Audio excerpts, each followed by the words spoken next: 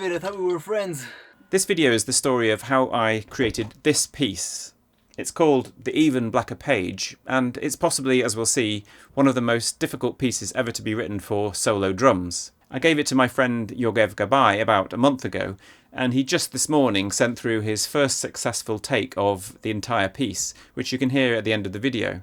The reason I decided to write the piece was, well, you could say a kind of provocation from, let's face it, one of the most provocative figures in 20th century music. So picture the scene. It's the 1970s, and Frank Zappa, the legendary guitarist, producer and composer, is in a recording studio in LA for a session, and he overhears two musicians chatting about what it's like to turn up to this kind of session, not knowing what kind of music they're going to be presented with. Their fear of what they called the black page.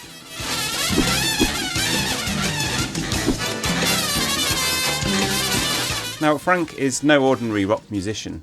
His love of music was kick-started by, of all pieces, Edgar Varese's Ionisation, a piece full of clanking industrial percussion. He loves things that other people find strange and difficult, and he's quite a fan of complicated rhythms himself. If anyone could be accused of writing terrifying black pages of music, it would be him. But we're going to play something for you now. We're going to play our multi-purpose, heavy-duty number. It's one of our farther out tunes. 1, 2, 3, 4.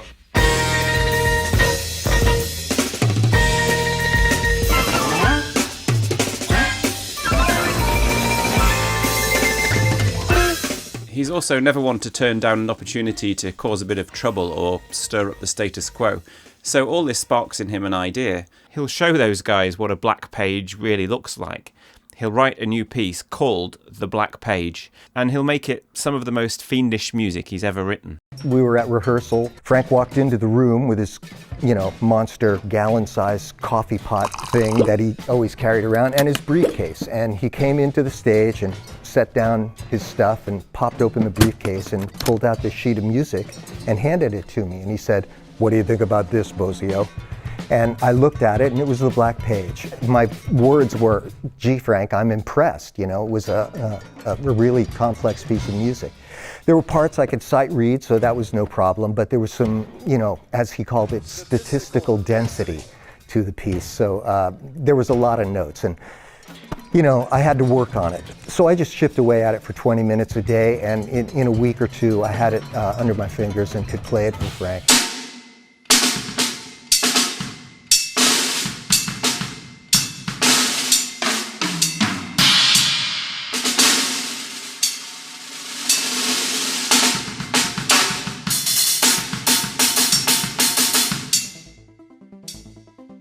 And a bit like how improvising over the giant steps chord changes is the sort of Mount Everest for melodic soloists, so the Black Page is a bit of an Everest for percussionists. If you want to see a really good contemporary drummer scaling the mountain, do check out Shawn Crowder's excellent video where he takes you through the process of learning the piece for the first time.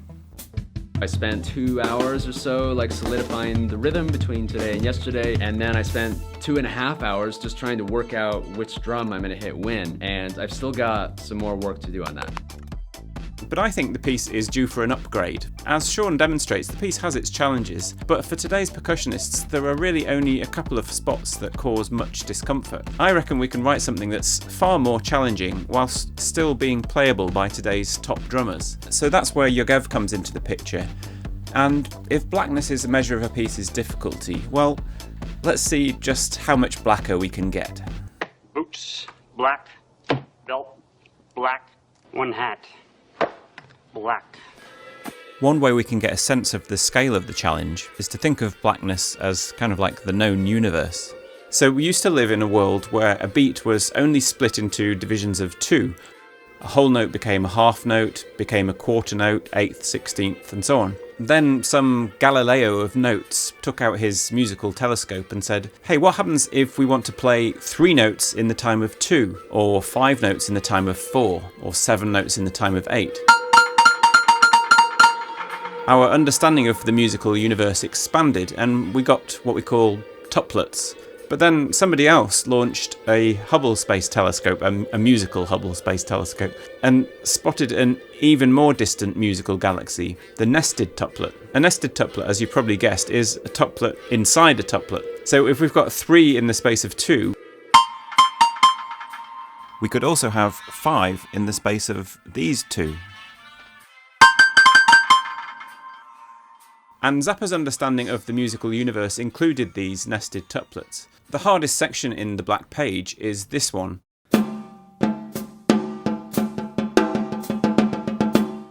It's a large triplet that contains both a quintuplet and a septuplet, which has its own internal rhythm.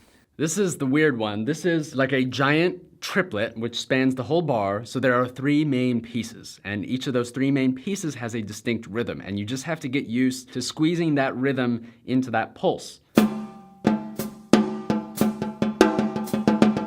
When it comes to trying to imagine rhythms that are even more complicated than this, one of the biggest challenges is how to even conceptualize them. We'll come to one of the ways that Zappa himself used in a minute, but one way you might think of is to get computers to help you generate them in the first place. Have a listen to a strange rhythmic galaxy being explored in this track.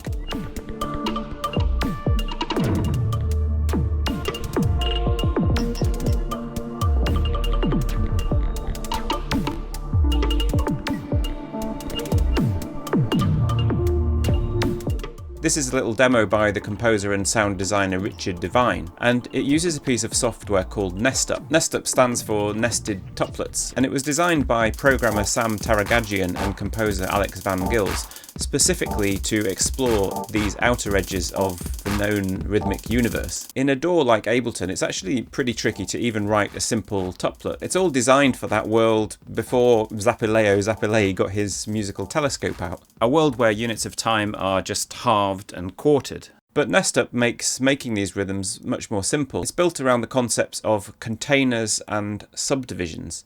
So any container can have other containers within it, and any number of subdivisions within them. So we'll start with a standard 4/4 bar, and then we'll make a container of 5, so basically a standard quintuplet.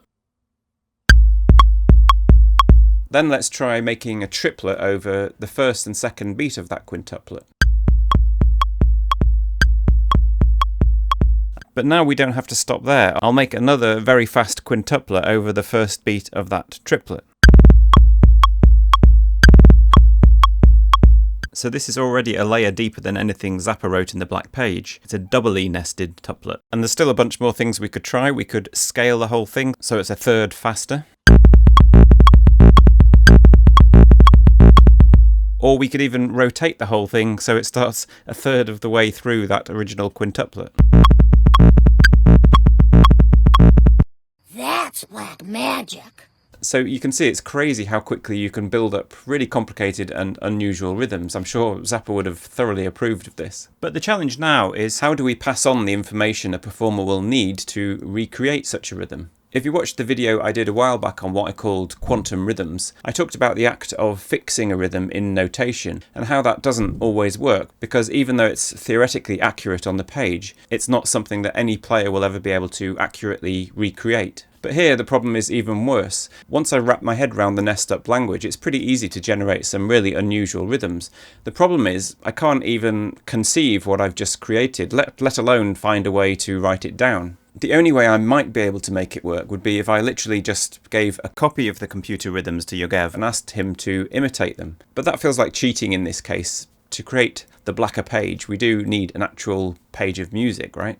One way to conceive a rhythm is, of course, just to imagine it in your head. But Zappa himself liked to find new, interesting rhythms by imitating the rhythms of speech. And you can easily hear the influence of it on his guitar solos, for example, on Chunga's Revenge. Yeah, I think that's the most direct way to communicate with somebody, using speech rhythms. It really makes a big difference, because if you listen to a guy playing nice, neat scale patterns and things like that, no matter how skillful he is at making his stuff land on the beat, you always hear it as music, capital M, music. Lines, chord changes, stuff like that. Real studied. But if you want to get beyond music into emotional content, you have to break through and just talk on your instrument. Just make it talk. But don't speech rhythms have similar problems to computer-generated ones? They're easy to hear, but how do we write them down? So the basic idea is quite simple in my mind. This is Ben Levin, and that's Dor, D-O-R, not D-A-W. He's the driving force behind a hilarious but also very educational Instagram account called WTF Grooves. I first came across WTF Grooves when Dor tagged me in a video which notated my own speech rhythms from one of my own videos. But how do you go about composing a piece written just for percussion? Most of us composers are used to thinking in terms of themes and harmonies. How do you write something that's pure rhythm? How do you go about composing a piece written just for percussion? Most of us composers are used to thinking in terms of themes and harmonies. How do you write something that's pure rhythm? That, in a large part, is what WTF Grooves does. It takes speech patterns and accurately recreates the rhythms they use, which itself is interesting, educational, and often very funny. But Dor also sometimes creates his own mini compositions which use the same kind of rhythms.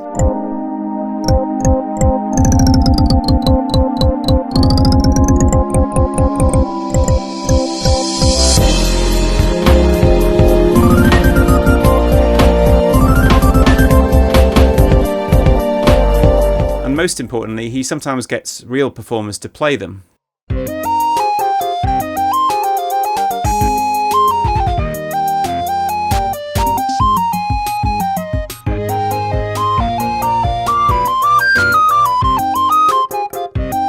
It's an amazing performance there by Tali Rubenstein. So this feels like we're finally onto something, and it raises the level of blackness in one specific way. The use of what's sometimes called irrational values, although it's a pretty terrible name for various reasons. I prefer to call them something like incomplete or truncated tuplets. I did a video a while back all about irrational time signatures, which are very much related, but Dor I think takes them to a whole extra level. So here, for example, you have a quintuplet, but then it's followed by two more eighth note quintuplets. So they carry on at the same speed as the quintuplet, we just don't get 5, we just get another 2.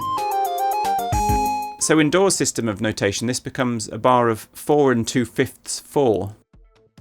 That might seem ridiculously mathematical, but if you stop thinking about the notation and just think about the sound, it's really not so strange. So the basic idea is quite simple in my mind. I think of like 4 quintuplets or 2 triplets in the same way I think of 8 notes and quarter notes. In my mind, triplets are just faster 8 notes and quintuplets are faster 16th notes, but I view them in the same way. So if I can make a 7/8 bar, so obviously I can create 7/3 bar. I view it in exactly the same way. It was a bit tricky because when I learned music, I learned to conceptualize rhythm in terms of quarter notes. So a triplet would be a rhythmical entity that resides inside the space of one quarter note rather than an independent entity that can fill up the space of one quarter note. So complicated. So this does seem like an area that is just on that threshold we're after. You could of course create these kind of rhythms in Nestup as well, but as we've seen, these are actually playable by living, breathing humans. We just need to break out of that quarter note prison, the prison of the pulse. As Dor says, if you can have 5 notes at a speed of a quintuplet, why can't you have 7? So I could now imagine a piece with these kind of rhythms, and I could see that they would be difficult but possible for a performer to play. But I tend to sketch my compositions directly into the computer and play around with sounds using the computer audio. And this straight away gave me another conception problem. It's incredibly fiddly to make any of these kind of rhythms in the program I use, Sibelius, and I think in most others as well. They're just not really designed for it. They're designed exactly as Dor says, for a world where a triplet fills in the space of a quarter note, not one where you have just single triplets or 2 triplets just standing by themselves. So you have to do all sorts of fakery and trickery to make it work. You have hidden rests, hidden time signatures and stuff like that. At most you'll be able to make it look okay, but the playback will definitely be broken, so it makes any kind of sketching impossible. So I came up with a bit of a trick. I realised that a quintuplet at say quarter equals 80 is the same as 16th notes at quarter equals 100. So to play the pattern in Dor's piece of 5 quintuplets followed by 2 more quintuplets, all we need is a metronome mark of 100 and then a 7/16 bar.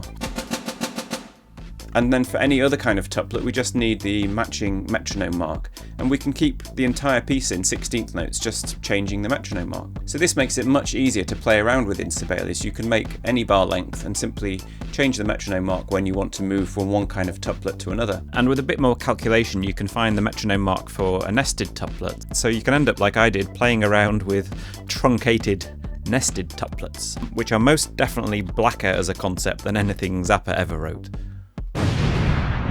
And it turns out this is exactly the approach that Dor took, but in a Dor.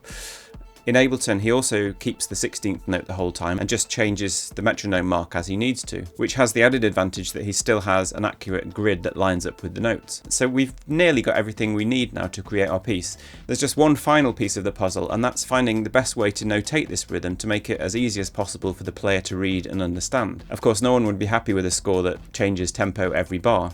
So how should we notate these rhythms? Well, Dor uses a system of fractions, so he writes 2/5 for 2 quintuplets, and then he puts the fractions in the time signature as well. I have to admit I quite like this, and as we'll see, it's the approach I took when writing The Blacker Page. But it also didn't feel at all standard. I checked with the notation Bible, Elaine Gould's Behind Bars, and I was surprised not to find anything at all explaining how to notate this kind of thing.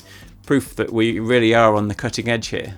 But by sounding out colleagues, I was able to come to the fairly clear understanding that all of these equations over the score aren't very friendly to the performer. They prefer things to keep much more focused on the notes, so a much more sparse approach with unclosed brackets, something like this, is the preferred route. Although in some of the cases I've come up with here, I'm not sure it would be quite as clear what's going on. But as these kind of uses become more common, I'm sure people will settle on a definitive approach. But for now, I think Dor's method will be enough for me to convey to Yogev what I'm after. So here we have the finished masterpiece. So there's our beautiful nested truncated triplet. Good luck with that one. And just one other detail to mention, Zappa ends his piece with an 11 tuplet undecuplet, I think it's called. I decided I had to beat him on that one as well. So mine ends with a 13, a tredecuplet, I think. Now, like the original Zappa piece, this is just the rhythm at the moment. I'm letting Yogev choose himself which part of the kit he wants to play it on. But also like the Black Page, I'm thinking of expanding this, at least maybe into a piano piece for now. And again, I have in mind my friend Sequoia, who I think could handle these kind of rhythms. I'll put a PDF of the score on my Patreon for anyone who's interested. And before we hand over to Yogev, I'll leave you with one final thought. I'm sure some of you are asking, what's the point of trying to write the world's most difficult piece? As one of my Twitter followers put it, why don't musicians ever write the world's easiest music to play? And I totally agree, the simplest things are often the most difficult, both for the composer and the performer. But to come back to our musical universe analogy, just like astronomers probing the darkest corners of space, some of us just find this kind of cosmological exploration fascinating. For me, it's just an interesting adventure to see what kind of weird and wonderful things are out there. So, let's find out. Take it away, Yogev. 31